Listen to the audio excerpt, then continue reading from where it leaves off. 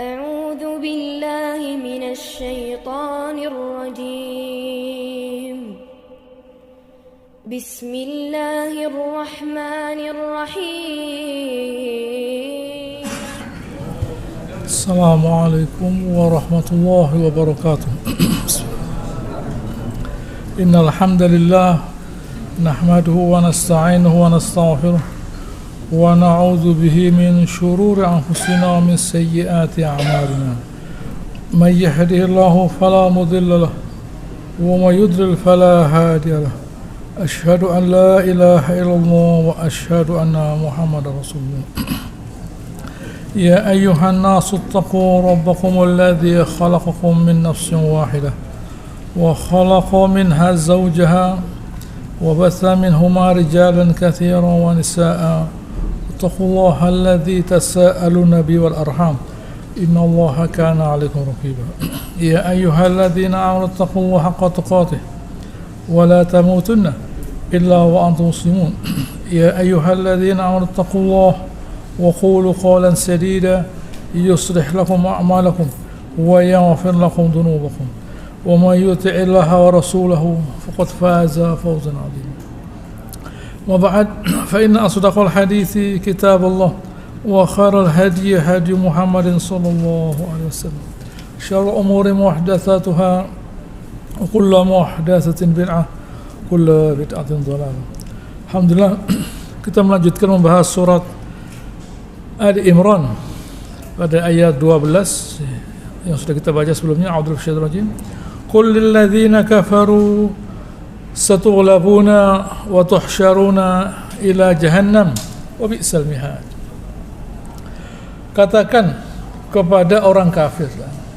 Katakan kepada orang kafir. Di dalam Al-Qur'an tidak ada non-muslim itu. Yang ada kafir. Tidak ada. Kafir yang mengatakan Allah Ta'ala. Jadi kalau ada yang keberatan, jangan bilang non-muslim, jangan bilang kafir, bilang non-muslim. Yang mengatakan kafir itu Allah Subhanahu wa Ta'ala. Disebut kafir karena mereka menutupi nikmat Allah Subhanahu wa Ta'ala. Katakan kepada mereka, satughlabuna, kalian pasti akan dikalahkan. Oh, berani orang beriman mengatakan kepada orang kafir bahwa kalian mesti dikalahkan. Yang mengalahkan orang kafir itu Allah Ta'ala. Yang mengalahkan orang kafir itu Allah Subhanahu wa Ta'ala lewat orang beriman, gitu ya. Lewat orang beriman. Dan nantinya wa tuhsyaruna ila jahannam wa bi'sal mihad. Dan nanti kalian akan dikumpulkan di neraka yang bernama Jahannam, dan itu sejelek-jelek tempat kembali. Ceritanya saat Rasulullah SAW selesai mengalahkan orang Quraisy di perang Badar, di mana orang Quraisy kalah, dan beliau masuk Madinah, orang-orang Yahudi Qainuqa, beliau mengumpulkan orang Yahudi Qainuqa, dan beliau berkata, ya ma'syar Yahud, wahai orang Yahud, aslimu, kalian masuk Islam qabla ayyusibakum mithla ma asaba Quraisy, sebelum menimpa kepada kalian apa yang menimpa pada orang Quraisy. Apa kata mereka? Faqul ya Muhammad, wahai Muhammad, la yaghurrannaka nafsuka an qatalta nafran min Quraisy, kamu jangan tertipu karena berhasil membantai orang Quraisy. Kanu aghmaran la ya'rifuna al-qital, mereka itu tidak ngerti perang, lo bayangkan.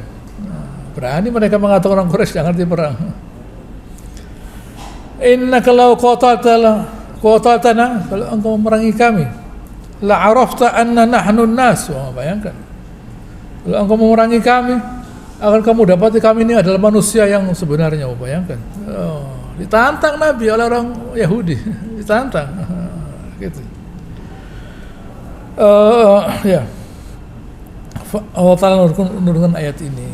Katakan kepada orang kafir itu, yaitu Yahudi, itu orang kafir, bahwa nanti kalian pasti akan dikalahkan, nanti kalian pasti akan dimasukkan ke neraka. Contohnya ayat 13, qad kana lakum ayah fi fi'ataini iltaqata. kan sudah ada tanda buat kalian, dua kelompok bertemu, yaitu orang kafir dan orang beriman.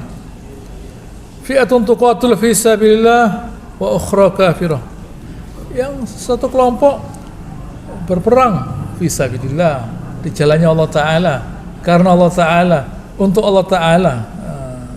Yang lainnya kafirah, kelompok yang kafir seperti kalian. Yarawnahum mithlaihim ru'yal ain. Mereka itu melihat kelompok yang lainnya dua kali. Ada yang berpendapat bahwa orang musyrik melihat orang muslim dua kalinya. Ada yang berpendapat begitu, bahwa orang musyrik melihat orang muslim dua kalinya. Gitu ya. Orang musyrik melihat orang beriman dua kali lebih banyak dari mereka. Gitu ya. Yang penting jumlahnya lebih banyak dari mereka. Dalam pandangan mereka. Ada yang berpendapat bahwa orang muslim melihat orang kafir dua kali lebih dari mereka. Gitu ya. Sudah jumlahnya banyak, gitu ya. 900 orang kafir. Orang beriman hanya 360. Gitu ya. Tapi mereka melihat orang kafir lebih banyak, kesimpulannya. Yang penting yang satu melihat yang lain, gitu ya, lebih banyak. Gitu ya. Yang penting yang satu melihat yang lain dari mana? Dari mana kita tahu? Kita tahu bahwa orang kafir jumlahnya 1000 orang. Dari Nabi SAW. Waktu Nabi berhasil menangkap salah seorang budak mereka, Nabi bertanya, berapa jumlahnya? Oh banyak. Nabi tanya, setiap hari kalian menyembelih berapa ekor? Berapa ekor yang kalian sembelih? Onta. Setiap hari ya antara 9 sampai 10 onta. Oh berarti jumlah mereka antara 900 sampai 1000 lah. Jadi Nabi itu pintar. Begitu ya, Nabi itu pintar. Begitu ya, saya kasih tahu Nabi itu pintar. Meskipun beliau tahu yang ghaib, sudah tahu yang ghaib, masih pintar Nabi, bayangkan. Sudah tahu yang ghaib ditambah kepintarannya. Berapa jumlahnya? Banyak itu berapa ya? Pokoknya banyak. Ini saja, mereka menyembelih, gitu ya, menyembelih berapa ekor unta? 9 antara 9 dan 10, berarti 900 sampai 1000, gitu ya, 1000 orang per hari. 1000 orang jumlahnya. Baik, itulah yang terjadi. Itu tidak penting. Gitu ya. Yang penting kedua belah pihak, gitu ya, melihat yang lain banyak, gitu ya, agar kedua belah pihak, gitu ya, semakin bersemangat untuk berperang. Gitu ya. Tetapi wallahu yu'ayyidu binasrihi man yasha. Ini penting di sini. Allah Ta'ala menolong bukan orang beriman, tidak. Man yasha, siapa yang dikehendaki. Bukan orang beriman saja. Allah Ta'ala bisa memenangkan orang kafir. Begitu ya. Allah Ta'ala bisa. Orang kafir menang karena Allah Ta'ala. Orang beriman menang karena Allah Ta'ala. Orang kafir menang melawan orang kafir ya karena Allah Ta'ala. Begitu ya. Semua keberhasilan itu dari Allah Subhanahu wa Ta'ala. Kita itu sehat dari Allah Ta'ala. Jadi yang benar bagaimana? Sakit. Yang benar itu sakit. Kalau kita sakit itu kondisi yang normal, sakit. Saya tidak bisa apa-apa lah. Begitu kita bisa bangkit, berarti kita dikasih kesehatan Allah Ta'ala. Begitu ya? Berarti kita dikasih kesehatan Subhanahu wa Ta'ala. Sehat. Artinya semuanya berjalan sebagaimana mestinya. Kekuatan Subhanahu wa Ta'ala. Kalau tidak, ya dikasih kesehatan, ya berbaring di tempat tidur, dikasih nama sakit. Itu dari dikasih kesehatan, bangkit dia, berjalan, berpikir, mendengar dan sebagainya. Kalau tidak, mendengar tidak bisa, melihat tidak bisa, gitu ya. Berpikir juga tidak bisa. Orang bisa berpikir dari Allah Subhanahu wa Ta'ala. Ini penting. Allah Ta'ala letakkan kalimat itu di sini agar kita menyadari bahwa apa yang kita terima itu dari Allah Ta'ala. Supaya kita bersyukur. Supaya kita bisa berbahagia dengan nikmat Allah Subhanahu wa taala. Begitu ya, supaya kita itu berbahagia dengan nikmat Allah Subhanahu wa taala. Tidak ada perintah dalam Al-Qur'an untuk susah, itu tidak ada. Tidak ada. Begitu ya. Dalam Al-Qur'an itu perintahnya berbahagia. Kita disuruh berbahagia. Gitu ya. Disuruh berbahagia agar kita bisa berbuat. Kalau kita hidup hanya bergelimang dengan berbagai macam kesedihan, bisa kerja orang sedih? Tidak bisa. Orang sedih makan tidak bisa, tidur tidak bisa, segala tidak bisa. Itu orang sedih. Tapi kalau orang berbahagia, tidak apa-apa. Makan bisa, tidur bisa, kerja bisa, mikir bisa, semuanya bisa. Karena dia tidak sedih. Musibah itu biasa setiap hari. Begitu ya, silih berganti. Begitu. Ini mesti kita pahami. Tidak boleh kita dalam hidup merasa bahwa hidup ini harus dirundung dengan berbagai macam kesedihan. Tidak ada. Kalau kesulitan ya memang, gitu ya, memang harus begitu kita kerjakan. Di sini Allah Ta'ala mengatakan, Inna fi dzalika la'ibrah liulil absar. Itu pelajaran buat orang yang ulil absar, yang pandangannya itu punya, orang-orang yang memiliki pandangan, ulil absar. Kita kembali pada ayat sebelumnya. Pada sebelumnya Allah Ta'ala mengatakan ar-rasikhun. Ada kata ar-rasikhun, yaitu orang yang ilmunya menancap sekali.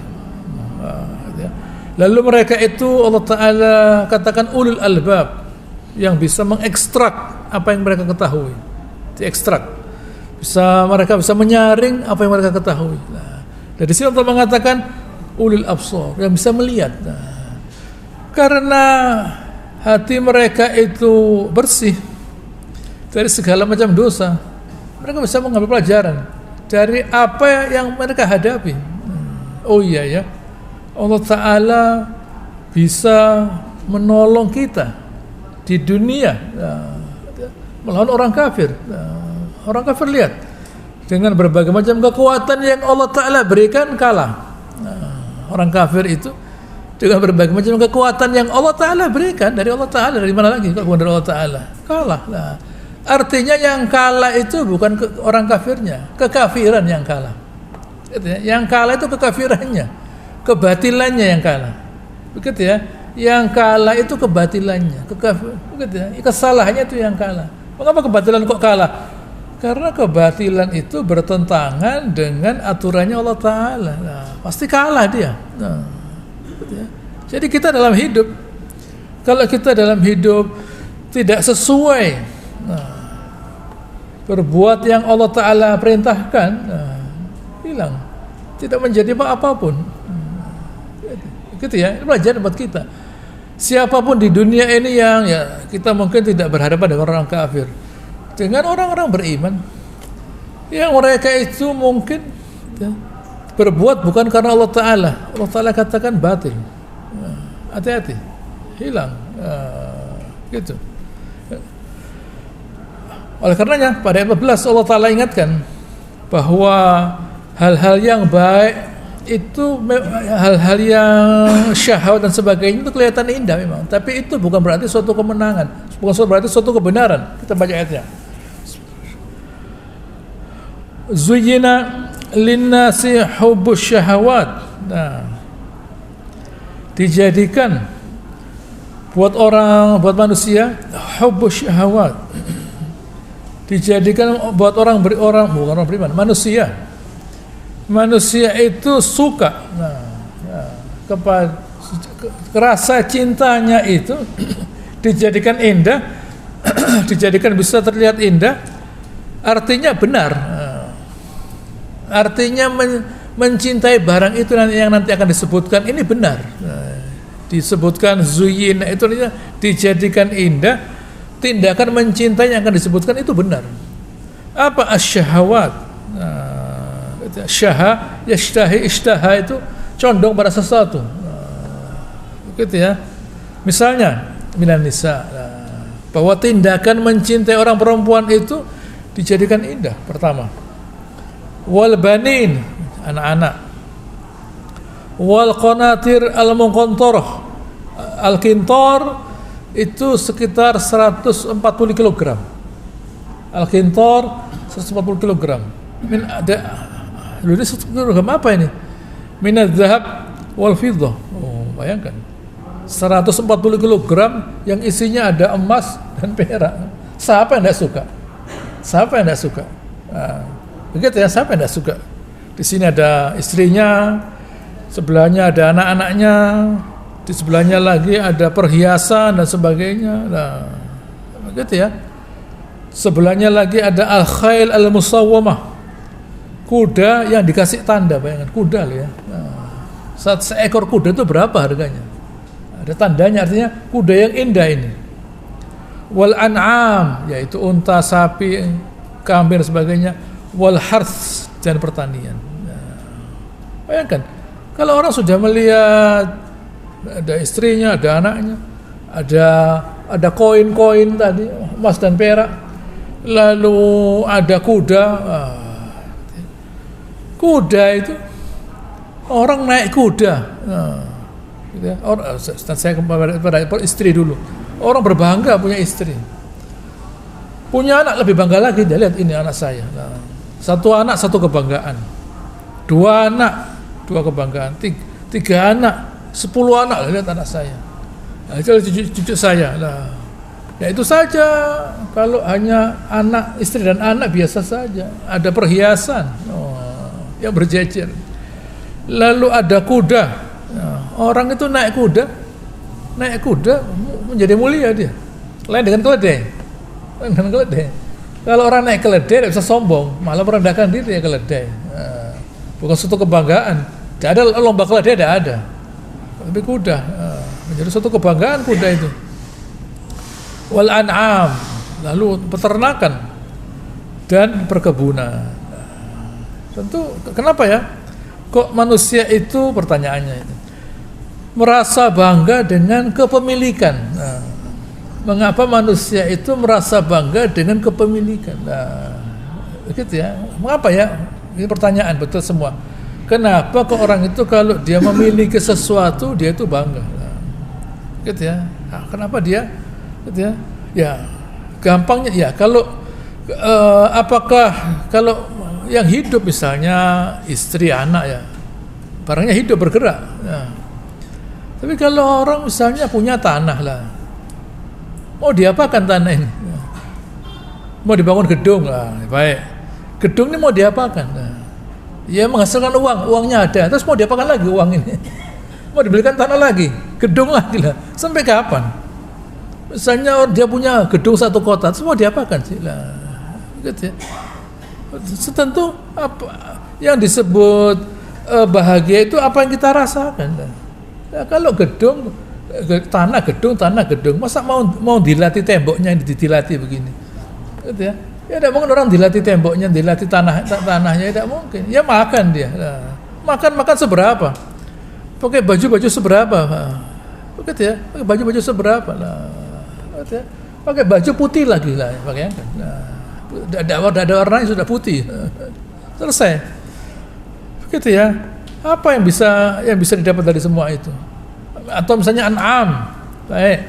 Apakah setiap hari dia mau nyembelih kambingnya misalnya? Nah, setiap hari saya nyembelih kambing karena banyak kambing saya. Begitu ya. Lama-lama ya naik tekan darahnya. Naik, begitu ya. 1 hari 1 kilo, nggak berani.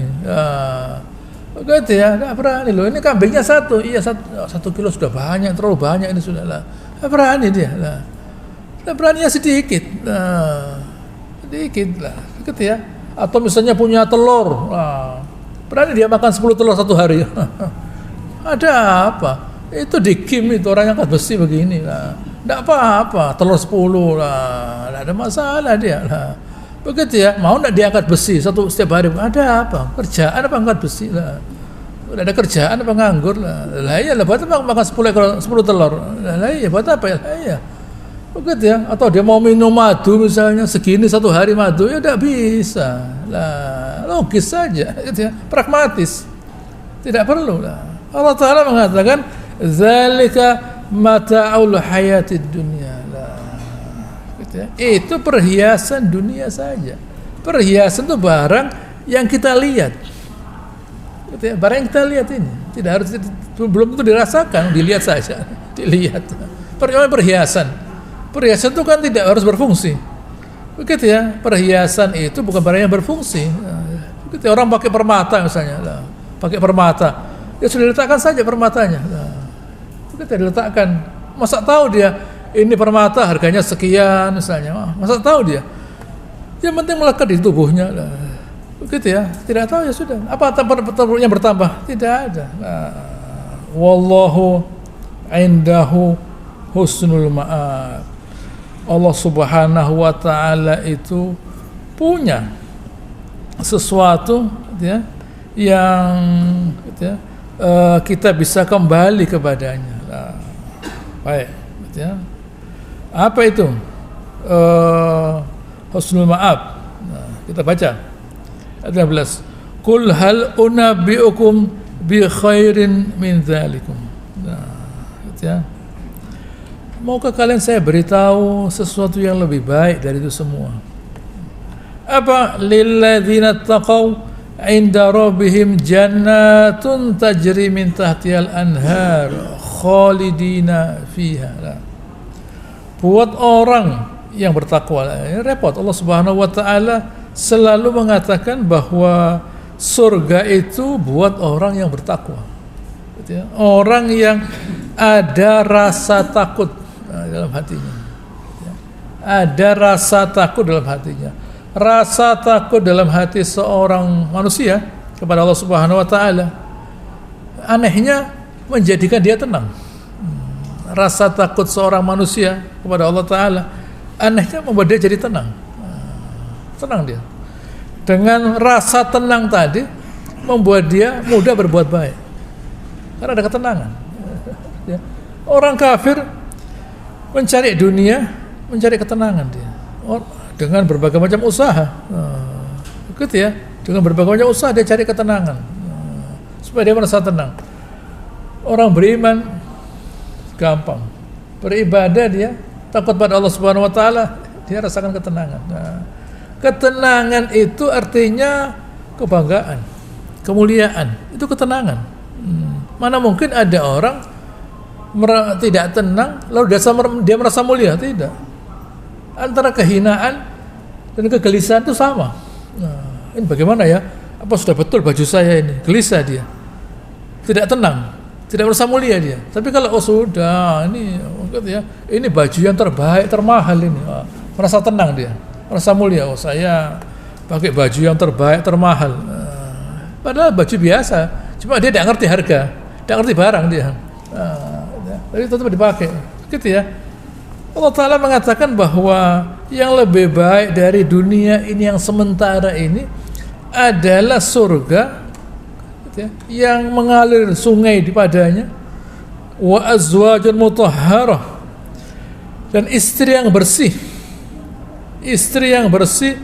dari berbagai macam dari kotoran.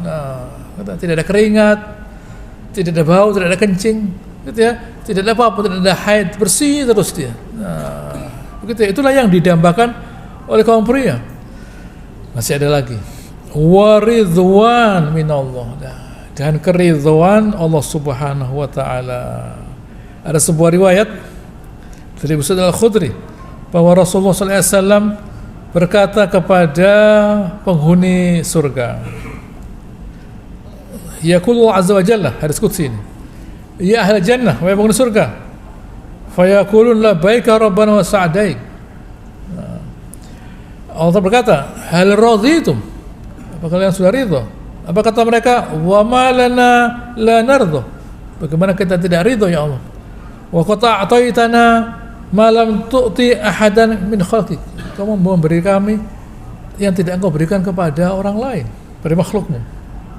Allah Ta'ala berkata, ala u'tikum afdal min dzalik, maukah kalian saya beri yang lebih hebat daripada pemberian materi ini? Apa kata penghuni surga? Ya Rabb, wa ayu syai' afdal min dzalik, Apa yang lebih hebat daripada materi ini semua? Allah Ta'ala mengatakan, uhilla lakum ridwani, saya menghalalkan keridhaan saya kepada kalian. Fala askhatu alaikum abada, selamanya saya tidak akan murka pada kalian. Nah, Allah Ta'ala ngajari penghuni surga. Penghuni surga, yang utama di surga ini bukan kenikmatan itu. Yang utama di surga ini, kenikmatan yang utama di surga, keridhaan saya, kata Allah Subhanahu wa Ta'ala. Bukan kenikmatan itu. Nah, kenikmatan itu tidak ada nilainya kalau tidak ada ridhonya Allah Ta'ala. Nah, begitu ya. Kalau tidak ada ridhonya Allah Subhanahu wa Ta'ala. Nah, sama dengan kita misalnya, oleh seseorang misalnya diundang ke rumahnya lalu disuruh makan, ya sudah nih kamu makan. Oh enggak. Bagaimana? Ya mestinya disambut. Wah ini silakan. Wah Anda datang ke sini saya itu senang sekali. Lah senang kita makannya, malah pecel itu. Pecel. Lah yang tadi enak, tapi ya sudah dimakan ya. Wah misalnya dengan wajah yang lu. Misalnya lah, begitu ya. Jadi kita dalam hidup ya, perlu dengan ridhonya Allah Subhanahu wa Ta'ala. Nah, manusia tidak ridho saja kita keberatan. Misalnya ada orang tidak menyapa kita, misalnya orang itu kok tidak nyapa saya ya. Nah, begitu ya. Orang itu kok tidak nyapa saya ya. Nah, begitu ya. Ini istri saya kok tidak nyapa saya ya. Loh, bingung dia. Begitu ya, misalnya. Ini Allah Ta'ala. Nah, Allah Subhanahu wa Ta'ala. Bayangkan bagaimana beratnya murkanya Allah Subhanahu wa Ta'ala, dan bayangkan bagaimana besarnya nilainya ridhonya Allah Subhanahu wa Ta'ala. Jadi kita balik sekarang. Kalau memang tujuan akhir dari semua ini adalah ridhonya Allah Ta'ala, mengapa kita tidak mencari ridhonya Allah Ta'ala? Kan gampang begitu. Kalau memang tujuan akhir dari hidup ini di surga adalah ridhonya Allah Subhanahu wa Ta'ala, ya kenapa kita dalam hidup kok tidak mencari ridhonya Allah Subhanahu wa Ta'ala? Gitu.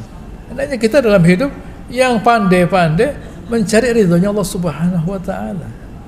Gitu ya. Hendaknya kita dalam hidup segala perbuatan yang kita kerjakan dalam hidup judulnya ridhonya Allah Ta'ala. Bukan karena manusia tidak boleh, karena hawa nafsu, karena suka senang, seperti yang terjadi yang pada ayat sebelumnya. Allah Ta'ala ingatkan bahwa yang namanya istri, anak, emas, perak, kuda, lalu an'am, ternak dan harts, ladang, itu sekedar perhiasan saja, perhiasan yang tidak akan menambah apapun pada kita. Apakah seseorang itu karena dia punya anak, punya istri, punya anak, punya harta, tidak sakit? Tidak bisa. Kata Nabi Ibrahim, wa idza maritu fa huwa yashfin. Kalau saya sakit, Allah Ta'ala yang menyembuhkan saya. Yang menyembuhkan saya itu Allah Ta'ala. Bukan karena ada istri, ada anak, ada harta, ada ini, bukan. Sekedar perhiasan saja, bukan karena orang itu diletakkan di tempat yang mewah dalam pandangan manusia. Kalau tidak sakit, dia sakit. Nah, ini ya, ada kamar 1 malam 50 juta, sembuh, udah tahu loh. Tapi buat apa? Tidur di amben saja. Nah, gitu ya. Mahal-mahal tidak sembuh. Nah, yang saya cari itu kesembuhan, bukan ruangan yang mewah, kesembuhan. Nah, begitu ya, iya. Kalau sembuh saya senang, sehat loh. Nah, begitu ya. Oleh karenanya hendaknya waktu kita itu diberi Allah Subhanahu wa Ta'ala kesehatan, nah kita gunakan kesehatan itu untuk Allah Ta'ala. Kita gunakan kesehatan untuk Allah Subhanahu wa Ta'ala. Harta, ilmu, kekuasaan dan sebagainya untuk cari ridhonya Allah Subhanahu wa Ta'ala. Karena dengan cara itu kita jadi mulia. Ya, kita balik lagi. Berarti apapun yang dimiliki oleh seseorang, kalau judulnya itu bukan karena Allah Ta'ala, tidak ada kemuliaan. Tapi kok kelihatan mulia ya kita yang memuliakan. Kita orang beriman, karena kita dalam diri kita masih belum ada rasa memuliakan Allah Ta'ala yang sempurna, Jadi kalau kita melihat hal-hal yang mewah tadi, kita merasa wah hebat ya orang itu ya, anaknya banyak, hartanya banyak, gitu ya. Oh, itu berhasil orang itu. Nah, gitu ya. Yang dicontohkan di masyarakat ini kan orang yang secara materi banyak lah, gitu ya. Bukan lalu ini loh ada orang yang banyak berzikir, buat apa orang banyak berzikir? Gitu ya. Saya tidak perlu orang iktikaf lah. Ini orang banyak ngaji, buat apa? Nah, ini orang hafal Quran. Anda ini kok ribut orang hafal Quran? Buat apa? Gitu ya. Yang penting itu orang itu, gitu ya, punya berapa dia? Gitu ya. Apa yang dia miliki? Itu namanya suatu keberhasilan. Bukan ada orang banyak menghafal Al-Quran, banyak berzikir, banyak beribadah, banyak bersedekah, banyak membantu orang. Bukan begitu, tapi kepemilikan. Gitu ya. Memang manusia itu senang memiliki saja. Untuk apa? Agar dia merasa mulia. Itu bukan kemuliaan yang sebenarnya. Kemuliaan sebenarnya kata Allah Ta'ala, kalau kalian memuliakan saya. Terlihat kemuliaan itu bukan di dunia, nanti di akhirat. Jadi kalau kita kepingin dimuliakan Allah Ta'ala, jangan kita minta dimuliakan manusia. Saya ini memuliakan Allah Ta'ala, kok udah dimuliakan oleh manusia loh? Salah. Manusia punya perbedaan dengan Allah Ta'ala dalam hal kemuliaan. Manusia itu kemuliaannya dia materi. Allah Ta'ala tidak, saya muliakan kalian. Kalian saya utamakan, begitu ya. Kalian saya utamakan, begitu. Jadi tidak bisa kita berbuat untuk Allah Ta'ala lalu kemudian kita minta dari manusia, tidak bisa. Berbuat untuk Allah Ta'ala akan membalas nanti di akhirat. Ya, saya lanjutkan ayat 16. Siapa mereka ini? Alladzina yaqulun, orang-orang yang mengatakan Rabbana amanna, Rabbana innana amanna faghfir lana dzunubana. Orang-orang yang mengatakan Rabbana innana amanna faghfir lana dzunubana.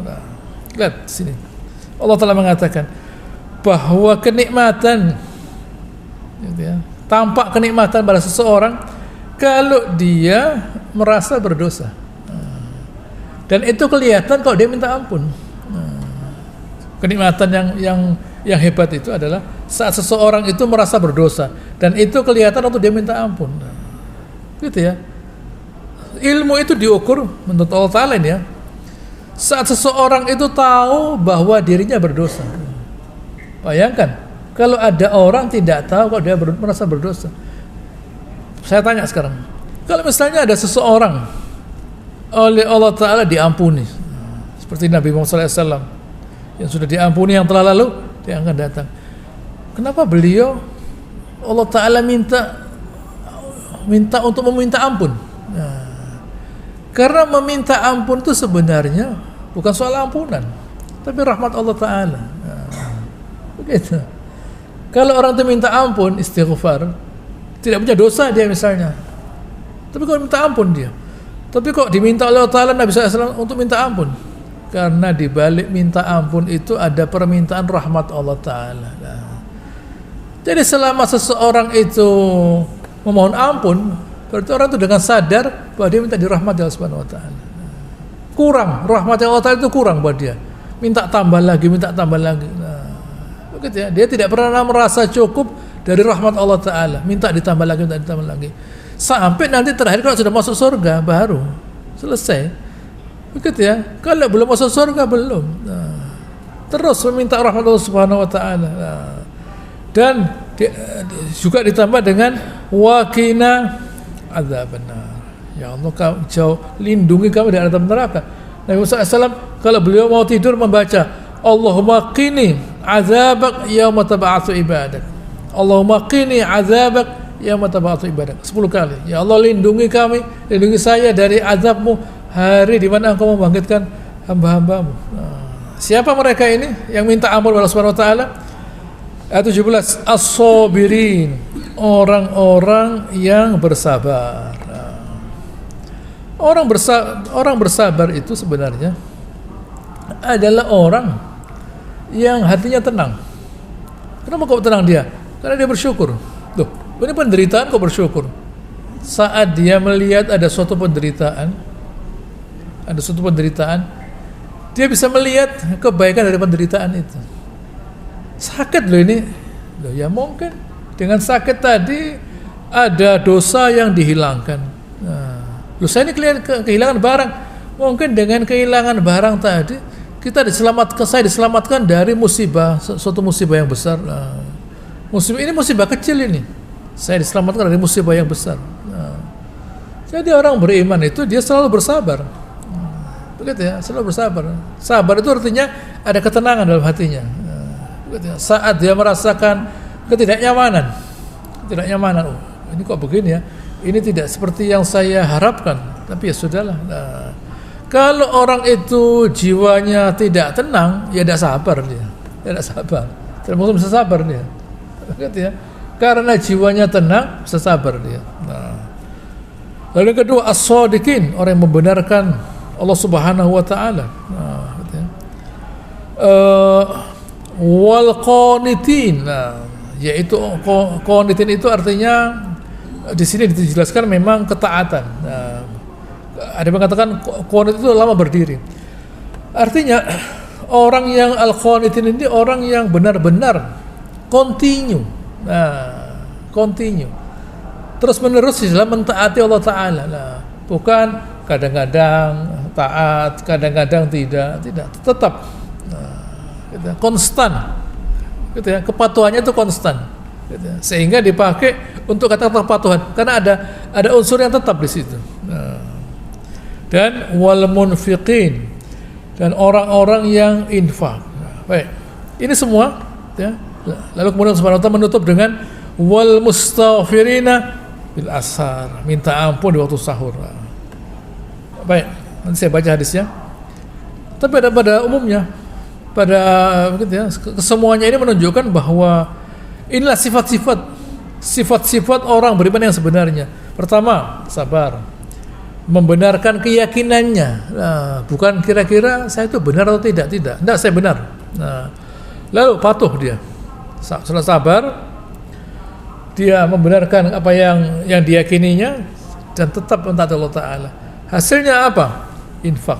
Apa yang dia miliki dia berikan. Nah, kalau Allah Ta'ala, kalau saya bisa memberi, Allah Ta'ala juga bisa memberi.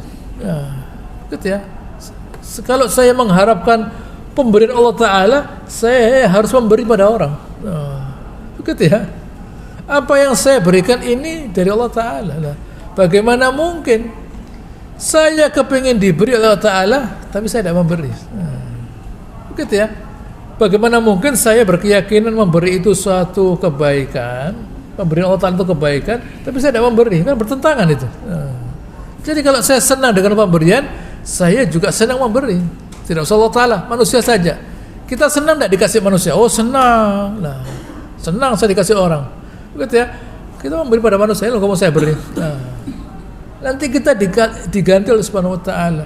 Tetapi itu keyakinan. Ya, perlu keyakinan. Kalau orang tidak yakin, tidak infak dia. Harus yakin bahwa saya ini memberi, saya akan diberi oleh Subhanahu wa ta'ala. Nah, gitu. Dan pada akhirnya dia istighfar. Kenapa harus istighfar di malam hari, waktu sahur mau subuh? Ada hadis dari Nabi SAW di mana beliau bersabda, yanzilu Rabbuna azza wa jalla ila kulla laylah ila samai dunya. Allah Ta'ala turun ke langit bumi, gitu ya, pada setiap malam. Hina yabqa thuluthul lail akhir, masih tersisa sepertiga terakhir. Bagaimana turunnya? Wallahu a'lam. Nah, begitu ya. Nabi tidak menjelaskan, yang penting Allah Subhanahu wa ta'ala, dan sahabat juga tidak bertanya, ya Rasulullah, bagaimana turunnya Allah Ta'ala? Tidak. Beriman. Bagaimana caranya? Wallahu a'lam. Apa kata Allah Ta'ala? Man yad'uni fastujiba lahu. Siapa yang mau berdoa akan saya kabulkan sekarang doanya lah. Allah Ta'ala turun kepingin ngabulkan doa, lo bayangkan. Begitu ya. Saat itu Allah Ta'ala turun karena kepingin ngabulkan doa. Ini seperti kita lihat ada seseorang mendekati seseorang. Kamu minta apa, lo bayangkan. Begitu ya. Ada seseorang mendekati seseorang. Ini mungkin tidak ada, tapi ya saya adakan saja. Gitu ya. Saya adakan saja, meskipun fiktif, tapi kan contoh bagaimana ada orang menemui seseorang, kamu minta apa, lo bayangkan, begitu ya, kamu minta apa lah, bayangkan, ini manusia lo ya, ini manusia, tidak mungkin, ya tidak mungkin, ya mungkin memang tidak mungkin, kalau Allah Ta'ala mampu, karena dia yang maha kaya, maha mampu dia, kamu minta apa, akan saya kabulkan. Man yas'aluni fa'u'tiyahu, siapa yang minta saya beri. Mengapa Allah Ta'ala minta untuk diminta? Mengapa Allah Ta'ala itu minta untuk diminta? Karena kita diciptakan untuk minta. Begitu ya. Kita itu Allah SWT diberi sifat serakah. Karena memang Allah Ta'ala senang kalau kita minta. Karena kita diciptakan untuk minta memang. Nah, kalau kita merasa bahwa ya sudah segini saja ya tidak apa-apa, loh, tidak bisa. Gitu ya. Orang yang kaya itu dalam pikirannya, mindsnya sudah ada kekayaan bahwa saya mesti punya rezeki sekian. Cuma dia tidak ngomong. Nah, tapi di kepalanya itu ada. Bukan lalu ya sudah rezekinya tertulis begitu. Nah, begitu ya. Lah kalau ustadz dalam pikirannya saya mesti punya uang sekian, ya ada pengajian dia. Nah, lain. Begitu ya. Oh, tidak bisa. Nah, ustadz itu saya harus tahu sekian, itu ustadz namanya. Nah, oke ya, dokter misalnya, saya mesti bisa menyembuhkan orang ini. Bukan ini ya, saya kalau tidak sembuh ya Allah tidak bisa. Nah, ya, ini saya kasih obat yang terbaik, insya Allah mudah-mudahan sembuh lah. Senang dokternya kalau pasiennya sembuh. Bukan ya, ini tidak tahu ya loh. Gitu ya, menurut saya ini loh tidak. Dia memberikan kepastian, karena dia senang pasiennya sembuh. Nah, gitu ya. Guru juga begitu. Dia senang muridnya pintar. Nah, begitu ya. Guru itu senang kalau muridnya pintar. Nah, begitu ya. Guru itu senang kalau muridnya pintar. Allah Ta'ala juga begitu. Allah Ta'ala senang kalau manusia itu meminta. Oh, begitu ya. Iya. Itu berarti dia tahu kebutuhannya lah. Begitu. Lah kalau ada seseorang tidak minta, berarti dia tidak tahu kebutuhannya. Dia tidak tahu kalau dia butuh diampuni, butuh diberi kesehatan, keamanan, keselamatan. Tidak ngerti dia. Begitu ya. Tidak ngerti kalau dia itu butuh itu semua. Dia butuh rezekinya ditambah, dia butuh keluarganya selamat, anaknya selamat, dirinya selamat. Tidak butuh, tidak ngerti dia. Kalau dia ngerti bahwa dia butuh keselamatan dan keluarganya, dunia akhirat, bangun malam dia, bangun malam. Anda bangun malam untuk apa? Saya bangun malam untuk mendoakan diri saya dan keluarga saya. Nah, yang didoakan tidur mungkin. Nah, tapi yang mendoakan bangun. Nah, jangan ikut tidur sekali. Nah, bangun. Nah, untuk apa? Untuk mendoakan yang tidur. Nah, begitu ya. Bangun itu untuk mendoakan yang tidur. Ya, karena yang tidur tidak ngerti rahmatnya Allah Ta'ala. Jadi yang pinter bangun. Nah, ya ulul albab tadi itu, ulul albab, ulul absor, bangun dia memohon kepada Allah Subhanahu Wa Ta'ala. Karena dia ngerti bahwa dia perlu pengampunan, keluarganya perlu pengampunan, perlu surga, perlu selamat dari adab neraka loh. Itu orang pinter namanya. Orang yang tahu bahwa dia perlu keselamatan dunia akhirat, perlu keselamatan dunia. Jadi dia bangun malam. Begitu, padahal istighfar itu setiap saat, tapi diutamakan yang mau subuh, karena itu adalah saat di mana tidak ada yang melihat, tidak ada yang mendengar, hanya dia saja yang gitu ya, sehingga dia benar-benar merasakan dekatnya hubungannya dengan Allah Subhanahu Wa Ta'ala. Nah, kalau seseorang itu sudah merasakan kedekatan dengan Allah Subhanahu Wa Ta'ala, muncul gitu ya, berbagai macam sifat-sifat yang tadi dikatakan, gitu ya, yaitu orang yang mau bersabar, gitu ya, orang yang mau gitu ya, dia mau bersabar, itu bukan diam ya, cari ilmu sabar, cari ilmu itu sabar, begitu ya, cari ilmu itu sabar. Kalau tidak sabar, gitu ya, baca tafsir yang kecil aja lah, Sabar, dia buka buku ini, sabar, cari ilmu, cari rezeki, sabar. Nah, gitu ya. Orang ngobati orang sabar di dunia. Orang itu bisa sabar kalau dia punya tujuan. Kenapa? Karena punya ilmu dia. Jadi kalau orang tidak punya ilmu, tidak punya tujuan, tidak sabar dia, tidak ada tujuannya hidupnya. Begitu. Karena punya ilmu, punya tujuan, sabar dia. Saya mau ke sana, saya mau cari ilmu, saya mau begini, saya mau ngobati orang, saya mau memperbaiki masyarakat lah. Ada tujuannya, karena punya ilmu dia, jadi dia bisa sabar. Nah, begitu. Lalu diimbangi dengan ditopang, bukan diimbangi, ditopang dengan kepandaian, kemampuan mengharapkan, memohon kepada Allah Subhanahu wa taala. Saya tekankan bahwa hidup ini bukan hanya menerima, tapi hidup ini memberi. Nah, semakin banyak yang kita berikan, semakin mulia kita. Insya Allah akan saya lanjutkan pada pertemuan yang akan datang. Allahumma sholli ala Muhammad wa ala ali Muhammad kama shallaita ala Ibrahim wa ala ali Ibrahim innaka Hamidum Majid. Wa barik ala Muhammad wa ala ali barakta ala Ibrahim wa ala ali Ibrahim innaka Hamidum. Subhanakallahumma rabbana wa bihamdika nasyhadu an la ilaha illa anta nastaghfiruka wa natubu ilaik. Wa akhiru da'wana alhamdulillahirabbil alamin. Assalamu alaikum warahmatullahi wabarakatuh.